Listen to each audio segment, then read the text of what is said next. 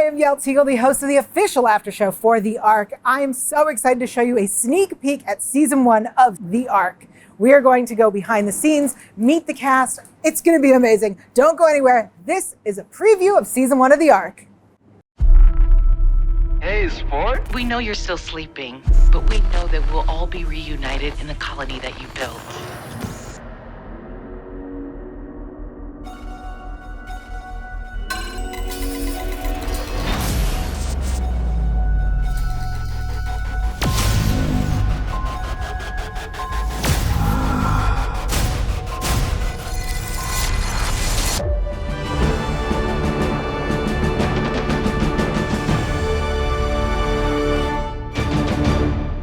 The Ark is a brand new show, and I was wondering, what is it all about? So I went to the cast and crew to find out, what is The Ark? The Ark is about the first ship that is sent from Earth to find a place to build a new colony, because there's a definitive proof that there's a time clock on Earth.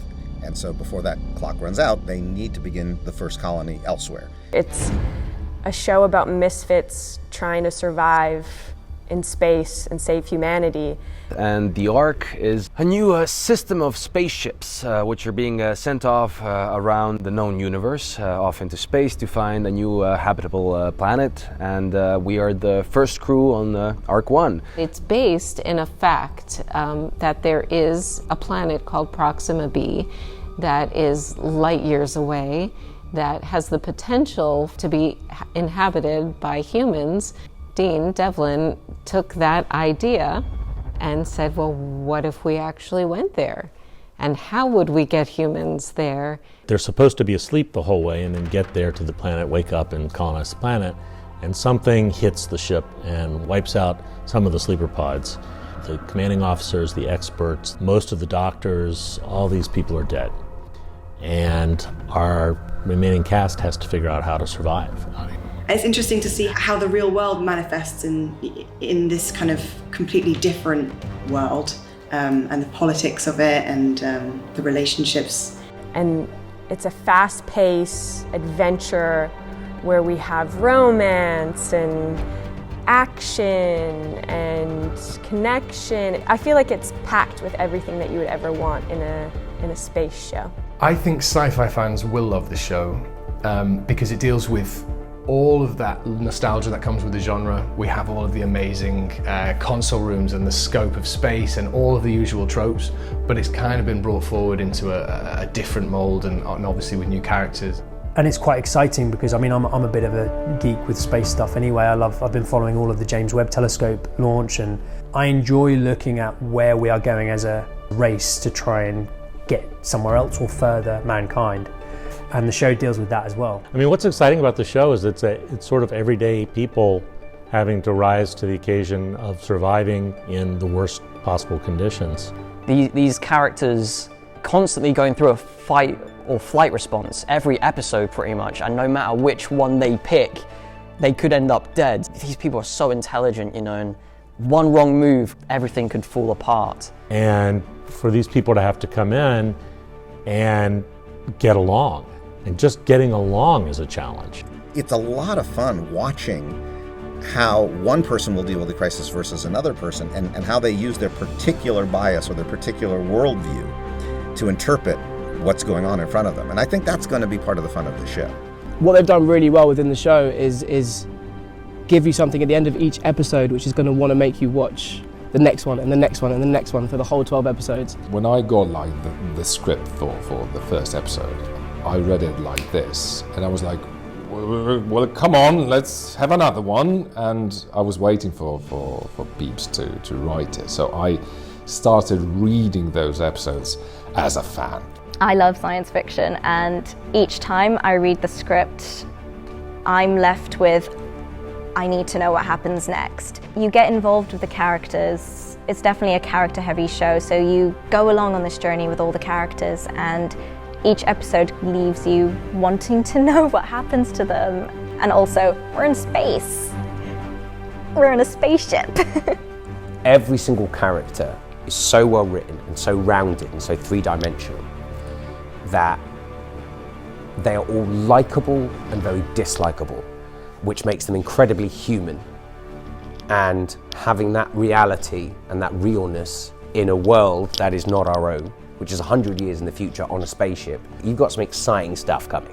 I think what's really beautiful about it is if you really kind of pick it down to its bare bones, it's, I think, like the resilience of the human spirit to never give up. Even when all the odds are stacked against you and there's everything telling, every reason to give up, it's just not in our nature. Whether you want to call it hope or faith or basic survival, I think that's a really incredible, just our potential as a people. And it's also, we are living in very divided times.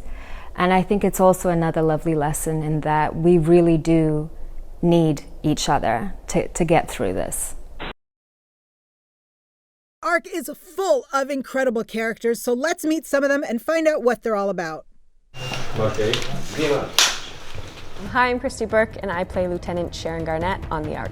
Lieutenant Sharon Garnett is a low-level lieutenant who finds herself in a situation where she has to rise to the occasion. We meet her because during the accident that opens our show, something falls on her cryogenic chamber that wakes her up. Had that not happened, they all would have perished. So she's the one who by accident is first awoken, and she tries to rescue as many people as she can. She's a person who doesn't hesitate to jump into a leadership position. She doesn't think about should I or shouldn't I. She literally can't help herself. And it's not from a point of ambition, it's not from a point of narcissism, it's just who she is as a person. If there's a vacuum to be filled, she steps in to fill it without even thinking. She's extremely empathetic, very logical, brave, and has a secret. To the two male lieutenants, the only other lieutenants on board, they're a little bit put off by that. Like, well, who put you in charge? But that's who she is. She just puts herself in charge. My name is Richard Fleischman. I play James Bryce on the Ark. To be honest, I really thought travelling faster than the speed of light was going to be a little more fun. So Bryce is a bit of a narcissist. He's kind of confident, he's cocky. He's good at anything he does. He's in great shape, and he knows it. He comes across as one thing, but actually he's quite a sensitive soul underneath. He's going through quite a few things, and through the course of the series, we really understand him a bit more and why he acts the way he does. Which is why it's been such a nice journey so far.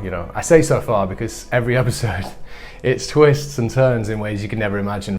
He has a big secret, and we discover that a lot of the bravado of his life is in counterbalance to this secret that he holds. So my name is Rhys Ritchie, and I play Lieutenant Spencer Lane. So there are three lieutenants, Garnett, Bryce, and Lane. When we wake up, all of our commanding officers have been killed, and the three of us inherit the ship. They're lowly lieutenants, they don't know how to run the ship. So we kind of meet them as they're trying to figure out how to take on this gargantuan task, and they're figuring it out at the same time. So you kind of go on the journey with them to try and figure out who they are. Lieutenant Lane is a guy who really believed in this program, and he really admired the billionaire who started the company, William Trust. And so he's a kind of a true believer in everything that they're trying to do. And he sees himself as a career military person. He very quickly realizes that he's not necessarily the one who's in charge, and he thinks he wants to be. So he's a little put off when, before he could even think about it, Garnett has already taken the leadership position. But his thing is, he really does believe that this is going to be difficult. He believes it's going to take sacrifices, and he thinks it is about the survival of the fittest, which is a very different psychological point of view from Garnett, who really believes we're all in it together. We have to lift up the weakest link. And Lane doesn't believe the weakest link is going to survive, and that we have to be tough. So those are two conflicting worldviews that have to come together. I am Miles Barrett, and I'm playing Baylor Trent in the Ark. So Baylor Trent desperately wanted to be on the ship, and he didn't qualify. But he began a relationship with an older woman who was in a command position. and she used her influence and power to get him on the ship, but also to be part of a very secret plan. And that will get revealed over the course of the season. Action! Ceiling! B! Oh, Susan! Susan! I feel like throughout the show, he's got to make a lot of choices, and I feel like he's in his 20s and he's still trying to figure out who he is and what type of person he is, who he wants to be in the future. And he's really just figuring out his identity and who he wants to be in life. My name is Stacey Reed. I'm a Zimbabwean British actress and I'm playing Alicia Nevins in the TV show The Ark. So Alicia Nevins is one of the brightest stars in the galaxy. She's brilliant, she's funny, she's cute as hell. She essentially is a ray of sunshine, is the best way to describe her. She's completely just always happy. She's very optimistic. She is super intelligent, like more intelligent than anyone that I personally know. Like she'll see a problem and she'll be like, oh, okay, I understand that completely. Or she'll go and she'll research it and then completely understand it. I'm Alicia Nevins. Some people call me Allie. Not that that's a preference, it just kind of happens. But she has diarrhea of the mouth. So when she starts talking, she can't stop, she can't filter herself, and it all comes from her nervousness. But she's someone that we're going to discover is been underrated and has more skill sets than probably anyone else on the ship. I am Ryan Adams and I play Angus on the Ark. Angus is a young farmer who specializes in horticulture. He loves farming. He grew up in the 4-H clubs. He used this knowledge to become kind of world famous as a kid for finding new ways to grow crops in very difficult areas, about ways of altering soil. He's been given the opportunity of a lifetime to join the crew of Ark One and work alongside his idol in an attempt to grow crops on another planet. He wants to use those skills to help, but more importantly, he wanted to be on the ship to study under his heroes. The thing I love about him is that he's just a normal kid, you know, which is something I can relate to. You know, I'm still quite young myself, so yeah, to put him into this environment with a bunch of like adults who, I mean, they're all geniuses, everyone's the smartest people on Earth, so it creates some very cool dynamics and interesting scenes for sure, yeah. I'm Diana Upcheva and I play Eva Markovic. Eva Markovic is one very strong and powerful woman. She is intellectual, she's an engineer. She's talented, she's good at what she does, but very low on the totem pole. But through the circumstances of what happens very early in the show, she finds herself to be the only engineer left on board. So she's suddenly in a position of enormous responsibility. She works in men's surrounding, engineering. It's almost all men around her, and she really tries her best. She doesn't care about her looks. She cares about her work. She cares about what she actually does on the ship and how she can contribute to this mission. She thought she was going to get a lot of mentorship by great, brilliant engineers to nurture her. And she doesn't have that time now. Now she has to step up. I'm Christina Wolf and I'm playing Kat Brandis. Kat is another narcissist on our ship. Kat was brought on more for social media than for any role, or at least that's what we found. Well, she was a TV relationship specialist, so that kind of like a celebrity therapist. She likes to provoke others to get what she wants. And we're going to find out that she pulled some ties to get to to get to be on the ship. But for her, it was going to be a luxury ride where she thought she was going to be, pampered. And then she discovers that she's actually going to have to work. And she wasn't expecting that. My name is Shalini Pires and I play Dr. Sanjeevni Kabir on the Ark. A brilliant doctor who has a great future ahead of her, but she was one of 30 doctors that were supposed to be on the ship, and now she's the only one left. She's a natural caretaker. She is an excellent doctor. I don't know if she always knows that she's an excellent doctor, and I think she's very loving, very loyal. Like, she's the kind of friend you would want in your corner. But I think she's also very blunt and to the point. you know, like she won't sugarcoat anything. So she's incredibly overworked. She's having to do things she didn't think she was going to have to do for many years. And she's also in a very, very unique situation, which I think she also finds herself probably tested. And she finds herself in a conflict with her need to take care of people and her ability to take care of this many people at the rate she has to do it. So she has a real struggle in front of her. So she's also discovering a lot about herself, you'll see. I am Pavle Jerinic. I'm an actor born and raised in Serbia, and well, what can I tell you? Basically, I'm a normal Eastern European friendly guy who does not have to speak like that, so wrap your head around that. Strickland's a very interesting character. So Strickland is in charge of security on the ship, and he has certain people under him in security, though he lost some people. He is not to be messed with, and high moral standards. The way that this was set up is that even though it was a military crew, security was contracted to an outside source. And the reasoning for this was, since you had civilians and you had military, they wanted the policing and security to be objective and not be ruled by either side. So he's in a very interesting position in that he doesn't answer to anyone. He is the law on the ship. And a lot of shows these days are based on books or comics or movies or inspired by other properties. Where did the idea for the Ark come from? Okay, so this is crazy. So I used to do 2 shows for TNT, The Librarian and Leverage. And the guy who ran TNT is this brilliant executive named Michael Wright. And after TNT, he ran DreamWorks. After DreamWorks, he ran Epix. And we were sitting around one day talking about shows we'd like to see. And he said, I would really love to see a show that takes place entirely in a spaceship that's on its way to some destination. And I couldn't stop thinking about that after he said that. And I kept playing around with ideas. And finally, I came up with the Ark. And I just decided to go write it. Wow. Yeah.